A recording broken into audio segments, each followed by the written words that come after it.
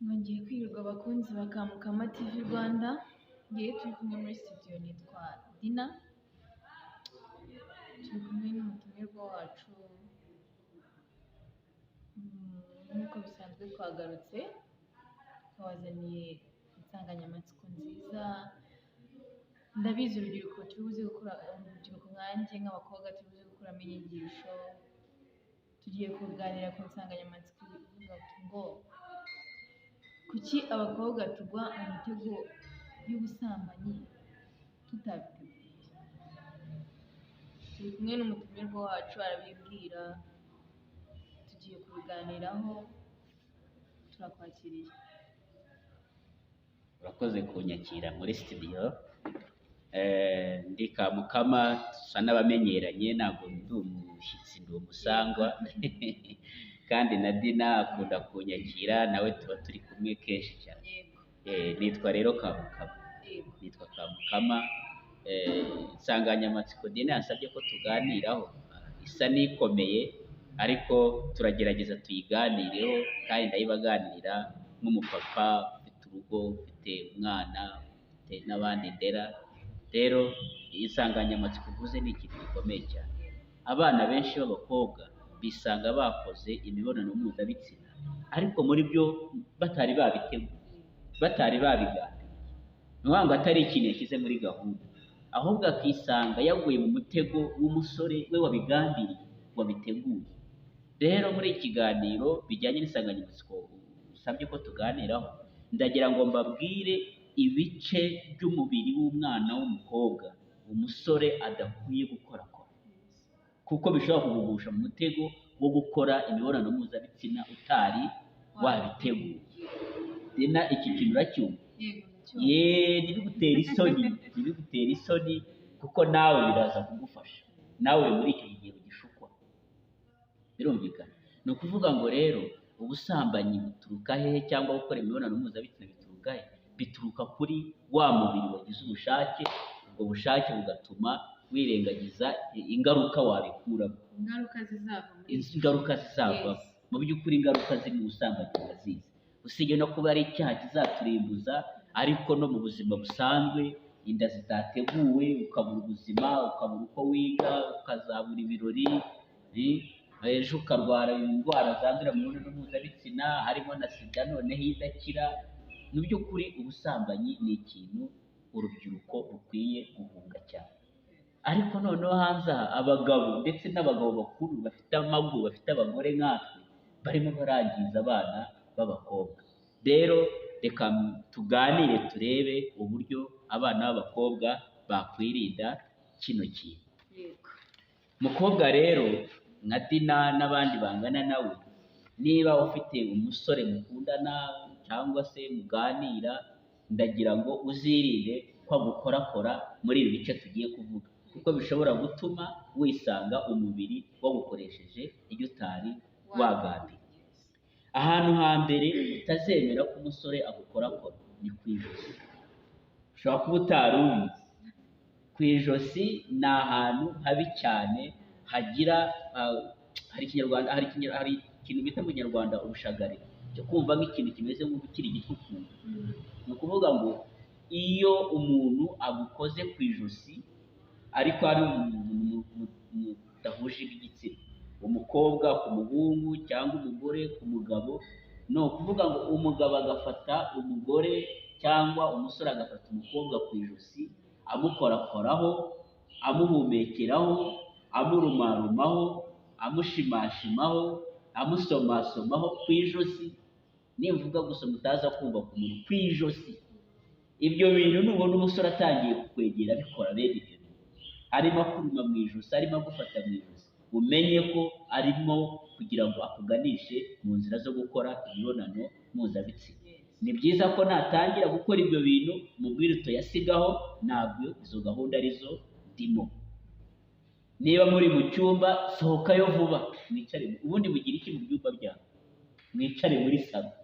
Nibyanga mujye ahantu hagaragara, ntugatume babashyira ahantu hiherereye, bakubwire ngo ndashaka ko tuganira utuntu twacu twiherereye, byakabaye ari byiza. Ariko niba ari wa muntu utarizera, oya, natangira gukorakora ku ijosi, kukurumaruma ku ijosi, agushimashima ku ijosi, bizikubita mu gutwi no mu bwonko, usange wakoze ibintu utari wagize ute, utari wateguye. Wabyumvise se? Ahantu hambere wahumvise? Nahumvise ko naho nari nzi mu ijosi rwose, ndakwinginze ntukemere umusore kugukorakora mu ijosi. Bakunzi ba Kamukama TV Rwanda badukurikiye, cyane cyane mwebwe abakobwa, ndabizi abahungu barimo baravuga ngo urimo urica umuti. Wa musore urimo kuvuga ngo ndica umuti, ngiye ndimo ndatabara bashiki banjye, ndatabara abakobwa banjye, ariko ndatabara na bashiki bawe, kuko kujya kumerera abandi bakobwa niko na bashiki bawe baba bamerewe nabi n'abandi basore.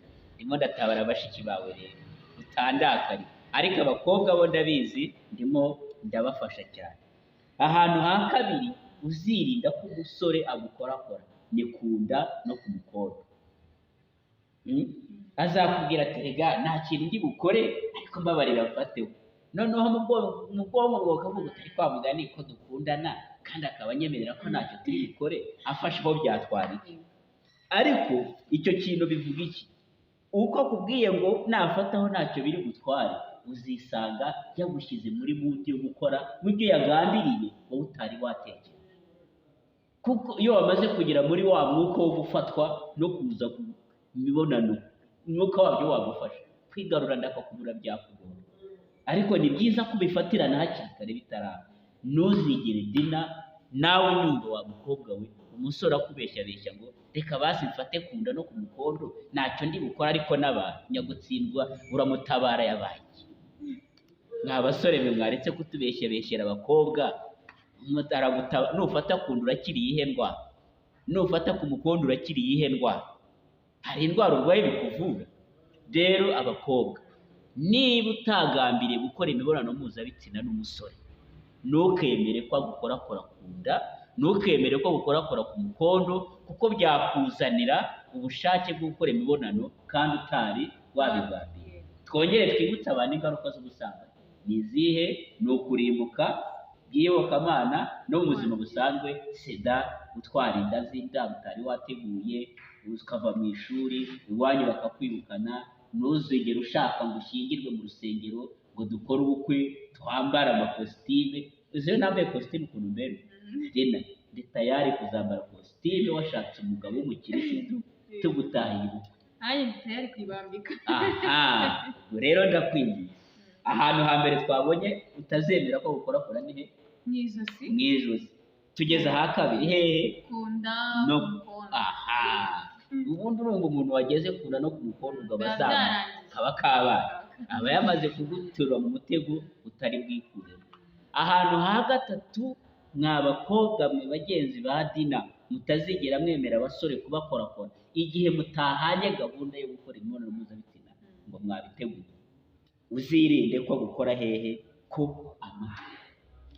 amatwi ibyo ngenda azengurutse amatwi, akura mu gutwi, ahuhamo, akubwira ngo ni agaki kakugiyemo, ni akantu kakugiyemo arimo arakubeshya. Aragira ngo agomba gukorakoremo, nujya kumva utuntu turakwirukanse, utuntu tukwirukanka utangire kurerembura nk'uwifashwe n'umuriro wa malariya, hanyuma nujya gusoza uvuga uti ariko wese uko twabikoze nabizi, utangire wirize wamenyukiye. We yari yabigambiriye, yari abifite muri gahunda, azi no mu rwiciro azi aho ari bugufata ugapfa. Niyo mpamvu nuganira n'umusore, cyane cyane muri ahantu hiherereye, cyane cyane wa wundi mwite nako mukundana, ukumva atangiye gukorakora mu matwi, atangiye kuyahuhamo, kuyaruma, mubwira uti sigaho, ibyo ushaka nabimenye kandi si iyo gahunda ndi. Abasore mukundana mujye muganira ahantu hagaragara. Niba gusohokanye mwicara ahantu mutumize icyo kunywa n'abandi bantu bari mu kabari, munywe murye mutahe. Niba ari ugusurana, musura iwabo n'ababyeyi bahari, muganire muri salo, ku buryo mureke guha urwaho Satani. Birumvika? Dina, ubu ni wowe mbwirerega kuruta n'abandi. Ahambere nakubujije ni hehe? Mu ijosi uhiri. Aha kabiri ku nda no ku mukondo. Ku nda no ku mukondo. Tugeze aha gatatu ni hehe? Aha gatatu ni ku matwi. Kugeza ubu ahagutunguye ni hehe? aha numviye ni mu ijosi no ku matwi. Ntabwo wari uzi iyo tekinike. Oya.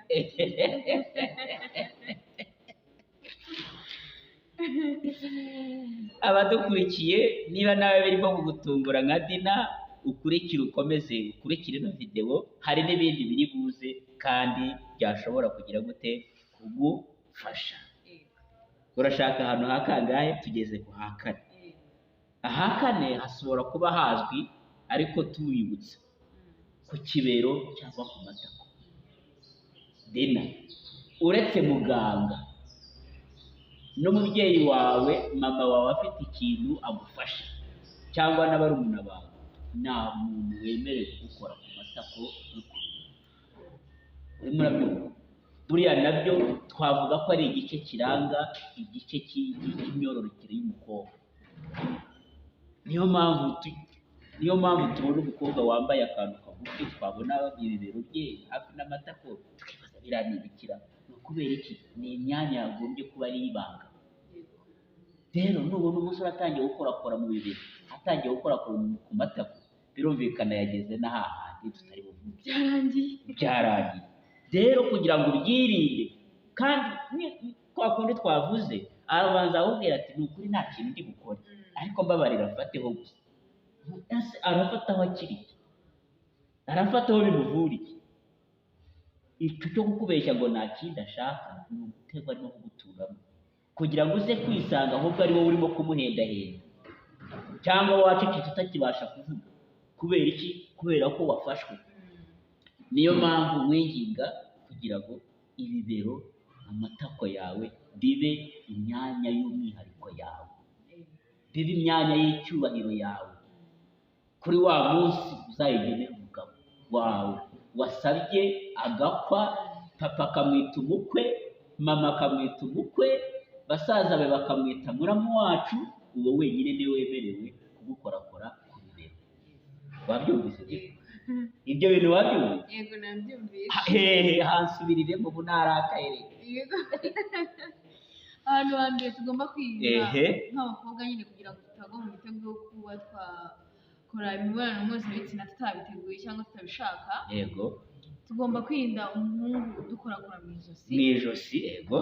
Icya kabiri tugomba kwirinda umuhungu wadukorakora ku nda no ku mukondo. Nda no ku mukondo, yego. Icya gatatu, yego. umuhungu wadukorakora ku matwi. Ku matwi, yego. Icya kane nyine umuhungu wakorakora ku birenge cyangwa se ku matako yawe. Yego. Iyo ni imyanya yawe yihariye. Murakoze cyane. Abakomeje gutega amatwi Kamukama TV Rwanda, muri studio muri kumwe na Kamukama na nanjye Dina. Turaganiriza abakobwa ku buryo bakwirinda kuzagwa mu mitego cyangwa ibishuko by'abasore, bakisanga bakoze imibonano mpuzabitsina batari babigambiriye. Ahandi hantu ukwiye kwirinda ni mu musatsi. Mu musatsi, mu mutwe. Ye baba we, aho ni ahantu hagusha abakobwa mu mutego wo gukora imibonano mpuzabitsina. Ni ukuvuga ngo niba uganira n'umusore muri ahantu mwiherereye, haba mu mugoroba umuherekeje muhagaze ahandi ku muhanda mugiye gusezeranaho, ukumva atangiye gukorakora mu mutwe, mubwira uti tere intambwe usubira inyuma, cyangwa wowe yiterera usubira inyuma, mubwira uti ibyo ntabwo ari byo. Kubera iki? Nawe utangira gukorakora umusatsi, naho ni umwanya urya ushobora kuzanira igitsina gore kumva gishatse imibonano mpuzabitsina. Niba utari muri salo, niba atari umuntu ugukura akantu kavuye mu mutwe, ariko umusore ukabona arimo arakora gushimashima cyane mu mutwe, menya ko wari ugutega ashaka kumutama. Naho uzagire gute? Uzahungire, uzamubwire uti oya sigaho, kandi mujye mubwiza ukuri. Mubwire uti aho hantu ukoze hatuma ntekereza ibyo nakwiriye kuba ntekereza, hatuma dukora ibintu tutateguye. Oya sigaho, tuganire bisanzwe. Ikibazo rero ni uko mutavugisha ukuri, cyangwa utangira uyigirayo ugatangira kurya ibyatsi, ukura ibiti, ugaseka, ukareba hasi, ibintu nk'ibi. Ariko mubwira uti inshuti yanjye turakundana ndabizi, ariko aho hantu ukora hatuma dukora ibintu byatwangiriza ubuzima. Birumvikana?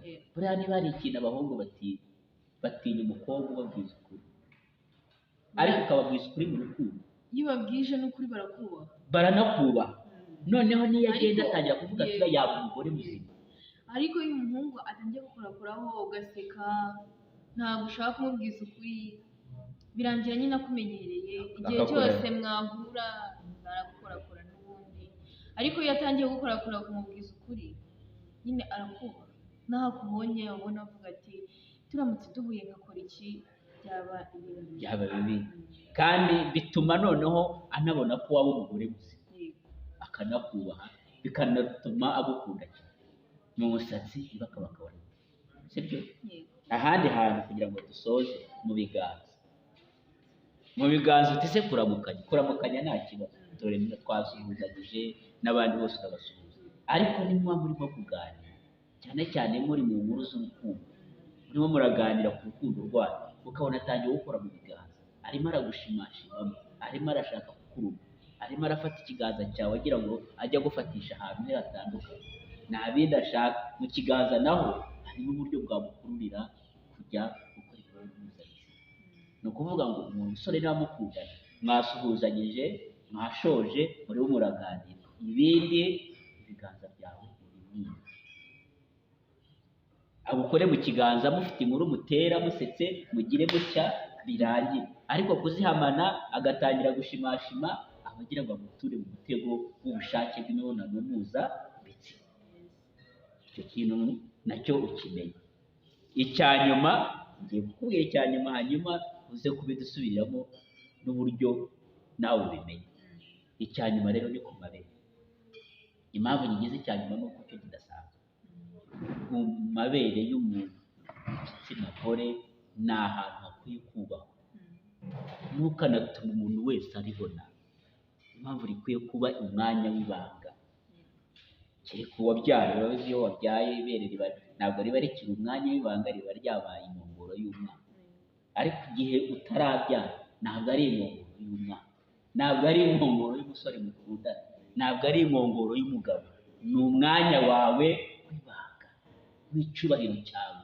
Ntugatuma gukorakora mu mabere, ntugatuma ashora intoki mu mabere. Agushaka ye, arimo aragukarabya, arimo aragutsirita, arashaka ye. Aho ni ahantu hatuma wisanga wakoze ibintu utari wagambiriye. Kandi abahungu babikora babigambiriye, bafite intego. Wirinde ko umuntu agukorakora mu mabere.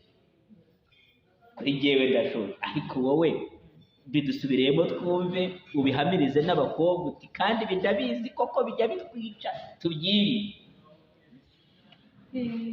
Murakoze abakunzi ba Kamukama TV Rwanda. Ngahe nguko abakobwa twabyumvishe ibintu byatuma tugwa mu mitego y'ubusambanyi tutabiteguye.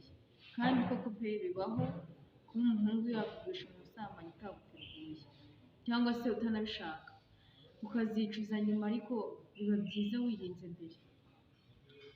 Nk'ibintu tubonye byatugurisha mu mitego, umutumirwa wacu adusobanuriye, tugomba kwirinda abahungu badukorakora ku majosi. Icyo ni icya mbere. Icya kabiri, tugomba kwirinda abahungu badukorakora ku nda no ku mikondo. Icya gatatu, twirinde abahungu badukorakora ku matwi.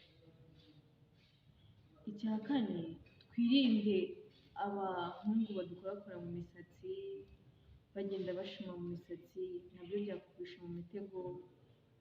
Icya gatanu, kwirinda abadukorakora ku bibero cyangwa se ku matako. Icya gatandatu, tugomba kwirinda nyine abahungu badukorakora ku mabere. Ibyo ni ibintu nyine byatugurisha mu mitego yo kugwa mu busambanyi tutabuteguye. Ngahe nguko insanganyamatsiko yacu, ndakeka abakobwa twabyumvishe. Uri buze gukurikirana kino kiganiro, ndakeka ari buze nyine kumva ikintu cyamugurisha mu mitego, kandi udashaka ikintu kikugiraho ingaruka wakirinda. Murakoze cyane kutuganiriza. Murakoze cyane gukurikira, kandi ndakwifuriza ko uzabyubahiriza, bizagufasha mu buzima. Murakoze cyane bakunzi ba Kamukama TV Rwanda. Ikiganiro ni akagaruka. Mwari kumwe na Dina muri studio ndetse n'umutumirwa wacu Kamukama. Imana ibahe umugisha. Murakoze.